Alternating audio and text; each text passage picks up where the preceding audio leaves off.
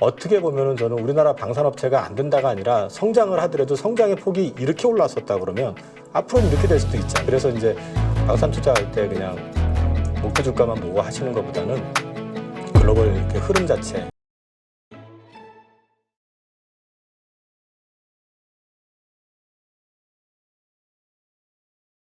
네, 일단은 좀 최근에 우리 시장 어떻게 보고 계세요? 그냥 저는 계속 종목 장세. 이제 종목 장세인데 지금 워낙에 고객 예탁금이 예전에 중소형주 움직이던 10조 대가 아니라 이미 50조 대이기 때문에 종목 장세라고 이제 칭을 하면서도 그 실제 움직이는 걸 보면은 대형주조차도 세게 움직일 수 있는 장이다. 네. 그렇기 때문에 이제 종목 장세라고 말씀을 드리고 또 한 가지는 어떤 상승 장세의 그림은 아니라는 게 아직까지는 그 예탁금이 상승을 견인할 만큼의 수준이 안 되고 또 한 가지 외국인들이 지금 본격적으로 들어오기에는 여전히 환율이 좀 부담스러운 상황이기 때문에 제한된 수급 내에서 움직이기 때문에 주가의 급등락 이런 게 좀 과하게 쏠리기도 하고 또 과하게 또 한편으로는 매도가 나오기도 하는 그런 좀 쏠림장도 좀 일부는 좀 보이는 것 같고요. 그래서 지금 현재로서는 계속 말씀드리는 거는 종목 잘 고르면 수익 괜찮다. 그런데 표현이 좀 저급할 수 있지만 재수없게 샀는데 어제 보면은 실적이 가이던스 수준 내지는 가이던스보다 잘 나왔는데도 불구하고 주가가 급락하거나 뭐 이런 것들도 나왔잖아요.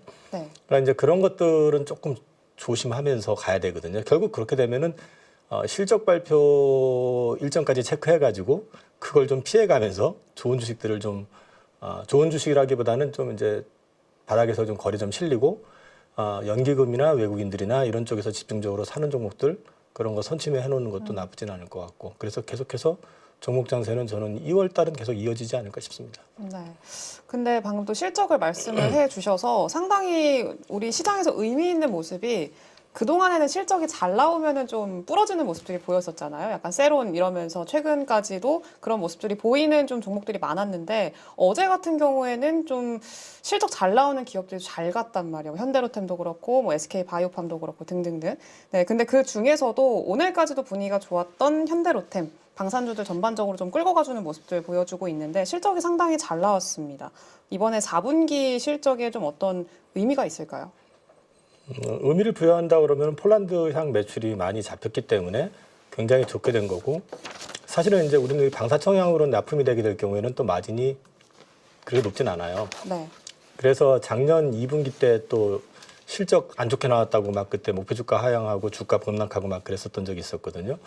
일단 오늘 이번 같은 경우는 이제 폴란드향 매출이 많이 잡혔다라는 게 일단 그 우호적인 측면, 긍정적인 측면인데 저는 시장에서 이번에 사실 컨퍼런스 콜에서 현대로템에서 세게 폴란드 2차 계약에 대해서 언급을 했기 때문에 지금의 반응이 나온 거지 그 얘기가 없었으면 이렇지 않았을 거다.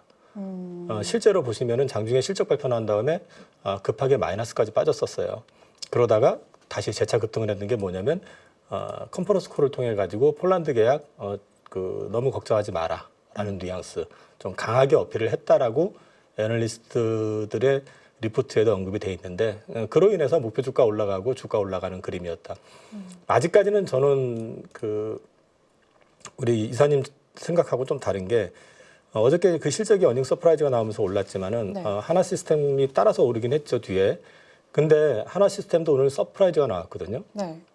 근데 오늘 오전에 급하게 올랐다 실적 나오고 나서 그냥 쭉 주저앉아 버렸잖아요. 약간은 좀 냄새가 나기도 하고. 어떤 냄새가 날까요? 뭐 그런 거 아시잖아요. 주가 움직임을 보면 좀 미리 그랬을 가능성 뭐 이런 것들도 좀 느껴지고 이것만 그런 게 아니라 이번에 실적 발표나는 것들 보잖아요. 그러면 어닝 서프라이즈가 난 종목들 같은 거 보면은 실적 발표가 나기 직전에 갑자기 급하게 올라가는 경우가 되게 많았어요. 근데 막상 발표가 나면 열어보고 나니까 이게 일회성이었네 해서 또 급락을 한 거. 대표적인 게 하나 솔루션. 어닝 서프라이즈 나와가지고 주가가 갑자기 10% 넘게 급등을 했죠. 그리고 실적 발표 나고 오늘 보면은 오히려 더 빠졌죠. 네. 근데 이제 이런 부분들이 아직까지는 정치 선진화하고는 좀 거리가 있구나. 조금 답답한 생각도 했고, 하나 솔루션은 제가 이제 좀 스터디를 하면서 조금 야금야금 샀던 건데 얼떨결에 급등을 해가지고 또 당황을 했고, 이게 왜 올라가지? 그 리포트 상으로는 흑자 나온다는 거 다 예고가 돼 있었는데 이게 그렇게 올라갈 재료야 했는데 이제 제 느낌에는 그걸 지켜볼 수 있었잖아요. 그래서 좀 이상했다 오전부터. 그래서 지금 말씀하셨던 그런 게 많이 변했다라기보다는 그대로 있는 것 같아요. 저는요. 아직까지는 좀 걱정을 해야 되는. 그러면 현대로템 같은 경우에는 폴란드 2차 계약이 만약에 진행이 되면은 그러면은 그때는 주가의 방향성을 좀 어떻게 생각하세요? 개인적인 생각은 이게 지금 현재 주가 그림 자체가 2-1차 계약이 반영이 돼서 올라가고 있는 거거든요. 네. 어쩌면은 이제 여기서 추세적으로 조금 더 오를 수는 있긴 하겠지만은 그게 정식적으로 계약이 되면은 그때가 단기 고점이 될 가능성이 있다고 저는 생각을 합니다. 그래서 지금 오늘 리포트를 읽다 보니까 재밌는 표현들이 많은데 그 실적 발표 서프라이즈 나온 거 좋은데 그거 외에도 회사에서 강하게 2차 계약에 대해서 어필을 했기 때문에 목표 주가를 올린다라고 리포트에 나와 있어요. 근데 어떤 의미인지 아시겠죠? 그래서 네. 어저께 주가 급등했던 게 사실은 컨콜 효과가 굉장히 컸다. 이제 저는 그래서 지금 폴란드 계약이 작년 여름부터 계속해가지고 된다 하면서 안 돼 왔었잖아요. 네.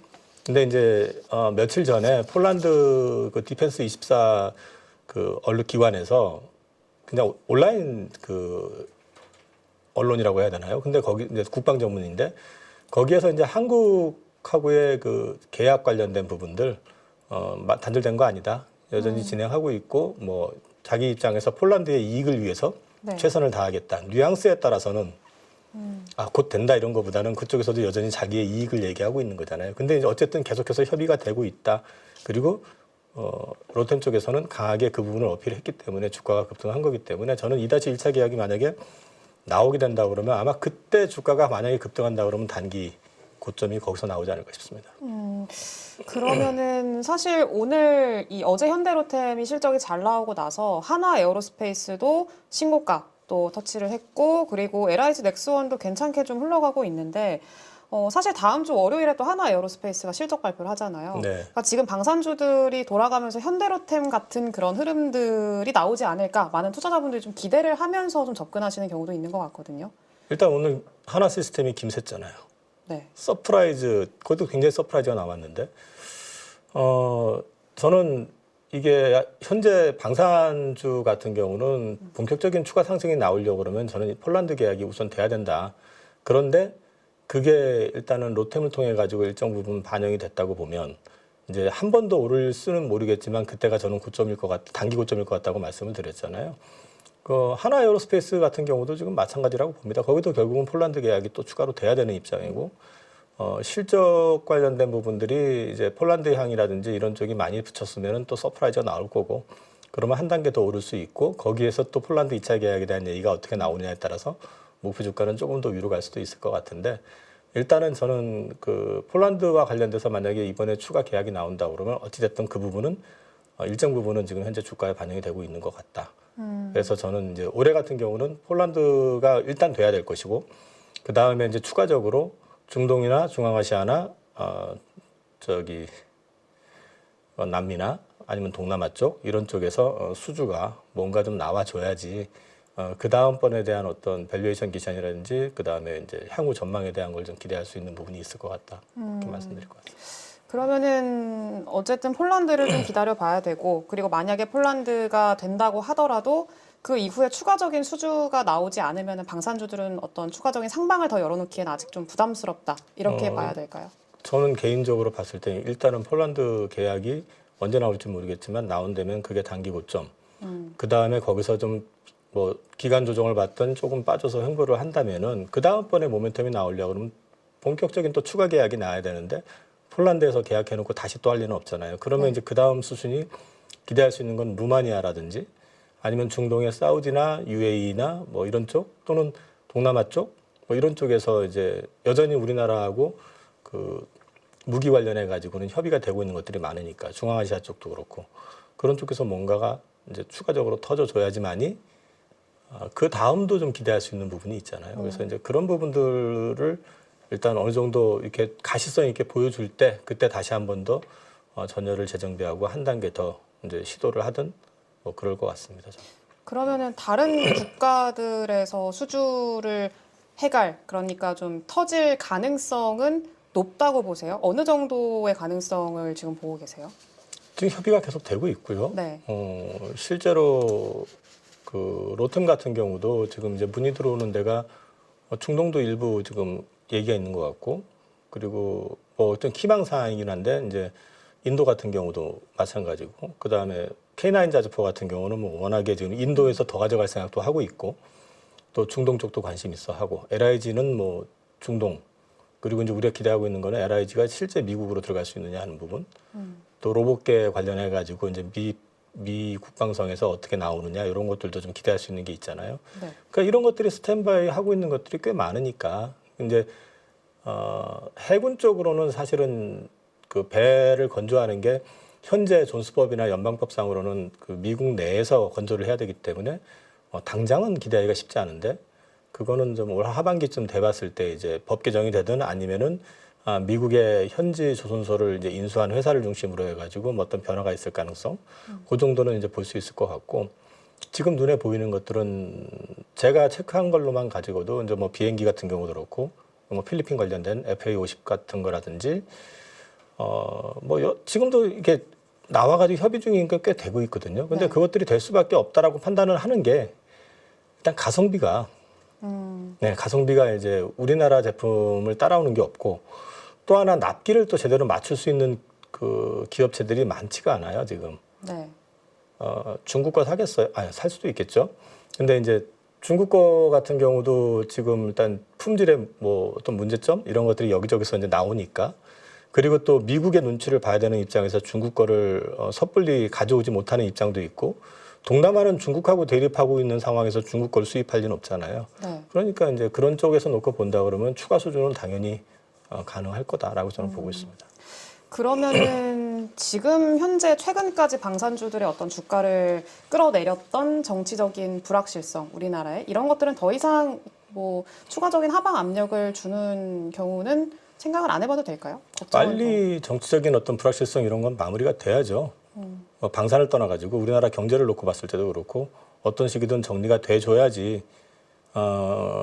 그 다음에 뭐 대외 협상을 하든 뭐 협의를 하든 할 때 역할이라는 게 분명히 있는데, 그게 없으면은 아무래도 상대방 쪽에서 폴란드에도 노이즈가 생겼던 것도 이번 정치적 불확실성도 일정 부분이 있었거든요, 사실은. 네.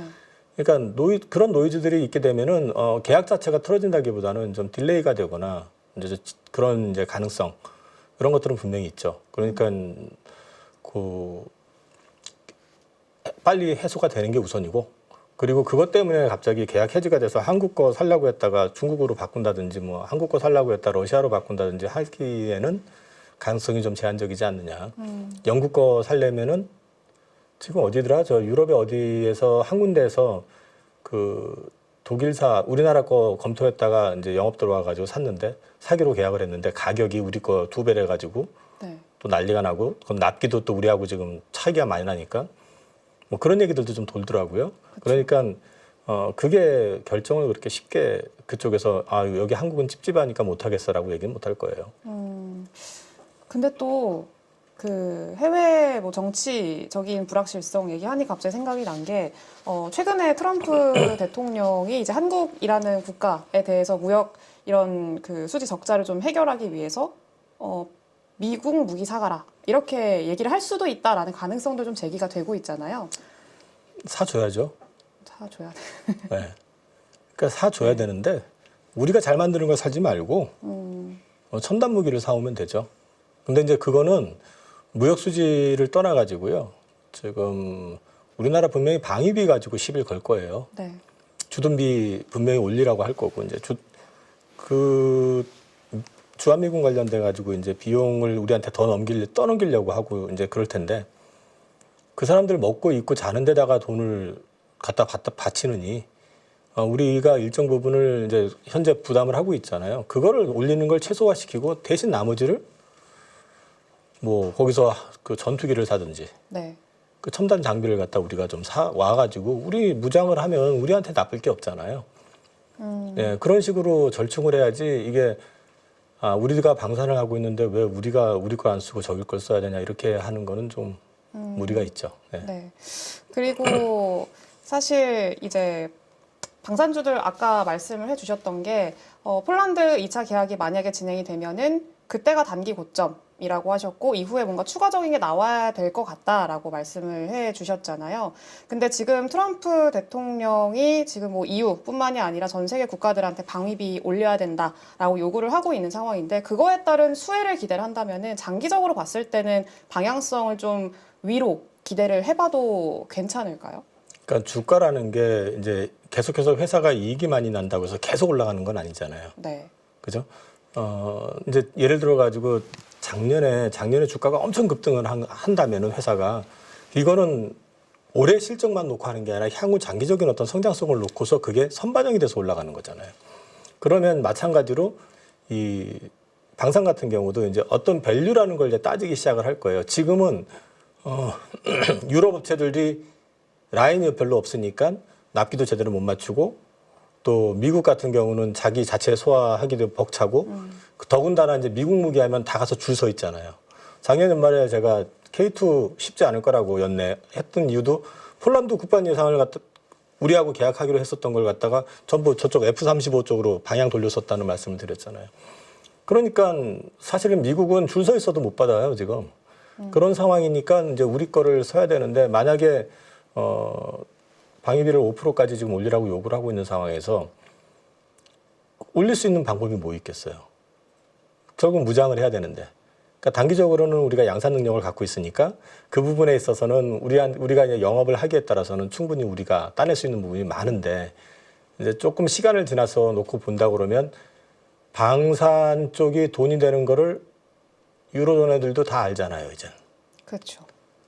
유럽이 지금 방산 쪽에서 저렇게 버벅거리고 물건 제대로 못 만들고 하는 이유가 대탕트 시대에 도래하면서 방산업체들 다 망했고 네. 다 합병시켜버렸고 합병시켜도 안 되니까 구조조정해가지고 라인을 줄여버린 거거든요. 그러고 안 했었던 거거든요. 그러다가 이제 러시아 우크라이나 전쟁이 터진 거거든요. 이젠 돈이 되는 걸 아니까 유럽 내에서도 그 국방비를 갖다가 이제 지원금이라는 걸 갖다가 이제 그 EU 내에 있는 기업들한테 주거든요. 근데 그 비용의 상당 부분이 프랑스하고 독일에서 재정이 지원이 된다고요. 그러면 이제 그쪽에서 이미 시작이 됐어요. 그거는 이제 폴란드에도 압력이 들어가는 거거든요. 내가 니네 방위비 무장하라고 지원금 줬는데 너 그거 왜 가지고 한국 걸 사와? 우리랑 해야지. 이제 그런 압력이 있을 수가 있어요. 그래서 지금 실제 폴란드 지금 총리가 친유로 쪽 사람이고 그러다 보니까 이제 계약 관련돼서 자꾸 작년부터 시비를 건 것도 있거든요. 그러니까 이제 조금 중기적으로 놓고 본다 그러면 우리 시장이 무한대로 열립니다. 이거 아니에요. 걔들도 다 이제 돈이 된다고 생각하면 당연히 들어올 거 아니에요. 그렇게 이제 따지기 시작을 하면은 어떻게 보면은 저는 우리나라 방산업체가 안 된다가 아니라 성장을 하더라도 성장의 폭이 이렇게 올라왔었다 그러면 앞으로는 이렇게 될 수도 있잖아요. 네. 이렇게 됐을 경우에는 주가 반응은 또 생각처럼 그렇게 핫하지 않을 수도 있죠. 그거는 염두에 두시면서 보셔야 된다는 거죠. 그래서 이제 방산 투자할 때 그냥 목표 주가만 보고 하시는 것보다는 글로벌 이렇게 흐름 자체 이런 것들 좀 들어가서 보시면 이제 참고할 만한 거 많아요. 요즘 네. 컴퓨터 좋잖아요. 저기 외국 폴란드 현지 디펜스 24라는 데만 들어가도 정보가 많거든요. 폴란드어로 돼 있거든요. 내가 어떻게 해석하느냐. 여기 한글로 번역하겠냐고 써지잖아요. 그 컴퓨터 보면은 네. 클릭하면 한글로 쫙 나와요. 예. 그렇죠. 그러니까 자기네들이 조금 투자를 하시면서 조금 신경을 쓰고 관심을 갖고 보셔야 된다는 말씀을 드리는 거거든요. 러시아어 모른다고 해서 우리 투자 못하는 거 아니에요. 요즘은 다 돼요. 그러니까 이제 방산주 투자를 하신다고 그러면 적어도 우리 상대방 국가의 어떤 동향 이런 흐름 정도는 그걸 통해서 계속 파악은 하셔야 된다. 예. 알겠습니다. 그러면 앞으로 지금의 어떤 주가 위치를 딱 투자자 입장에서 조금 보시면은 어떻게 보세요? 좀 투자자의 입장에서 봤을 때 매력적인 위치라고 보지는 않으시는 것 같아요. 많이 올랐고요, 일단은. 네. 일단 많이 올랐고 이제 두 번째는 이제 밸류에이션 비교를 해야 되거든요. 네. 그러면 이제 밸류에이션이라고 하면은 이제 글로벌 방산업체들하고 밸류에이션을 따져봐야 되잖아요. 그럼 우리 게 굉장히 싸냐? 작년 실적 기준으로 하면은 우리나라 이제 방산업체들이 지금 약간 비쌀 거예요. 근데 이제 올해 걸로 따지게 되면은 또 내려가요. 이익이 확 올라갈 이제 전망치가 확 올라버렸기 때문에 네.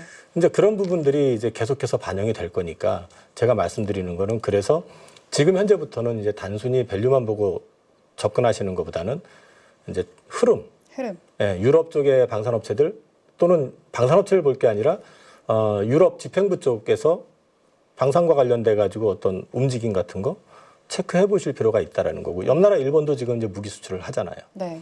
그러니까 우리만 지금 이제 어떻게 보면 우리는 그동안 북한이라는 존재가 있었기 때문에 계속 무기 개발하고 돌려왔었던 거잖아요. 그러니까 이 시점에서 우리께 부각이 됐던 건데 이제는 이 시장이 돈이 된다고 판단이 되면 너도 나도 다 들어온다는 거죠. 그동안에 무기를 안 만들었던 나라들은 아니니까. 근데 그런 흐름을 보시면서 봐야 되기 때문에 작년에 투자할 때보다는 조금 피곤할 수 있다. 아무래도 조금 더 노력해야 된다라는 얘기죠. 그래서 메리트는 작년보다는 저는 그렇게 크게 보진 않아요. 제가 작년 내내 방산을 외치긴 했지만 올해는 이제부터는 좀 고민 좀 하면서 봐야 된다. 근데 그렇다고 제가 방산 투자 안 할 건 아니에요. 올해도 여전히 볼 건데 이제 투자 대상을 뭘로 할 것이냐, 그다음에 주력을 뭘로 가져갈 것이냐에 대해서는 저도 좀 고민을 좀 하고 있는 중이에요. 여러분 지금 계좌 안녕하십니까? 언제까지 물린 종목들 바라만 보실 거예요? 사실 투자라는 게 간단합니다. 올라갈 종목 잘 찾아서 매수할 자리, 매도할 자리만 여러분들이 명확하게 알고 있으면 주식 정말 쉬워집니다. 지금 보유 종목을 잘라야 할지 끌고 가야 될지 고민인 분들 많으시죠? 저도 7번 깡통을 차본 사람으로서 여러분들의 고민이 어떤 건지 다 알고 있습니다. 그래서 제가 여러 번 실패를 겪으면서 일어서게 해줬던 기법들에 대해서 명확하게 알려드리도록 하겠습니다. 2025년 양봉 나온다라고 이야기 드렸는데 분명 좋은 장이 올 거니까 이 기회를 살리시면 좋겠습니다. 딱 8주만 집중하셔가지고 평생 써먹을 수 있는 돈 버는 기법 다 배워가실 수 있도록 만들어 드리겠습니다. 제가 쓰는 실전 기법을 총 8번의 VOD 강의와 16번의 라이브 강의로 모두 담았습니다. 직접 올라갈 종목 찾으실 수 있도록 그 방법을 제가 알려드리겠습니다. 여러분 2025년 저와 함께 돈 벌어보시죠.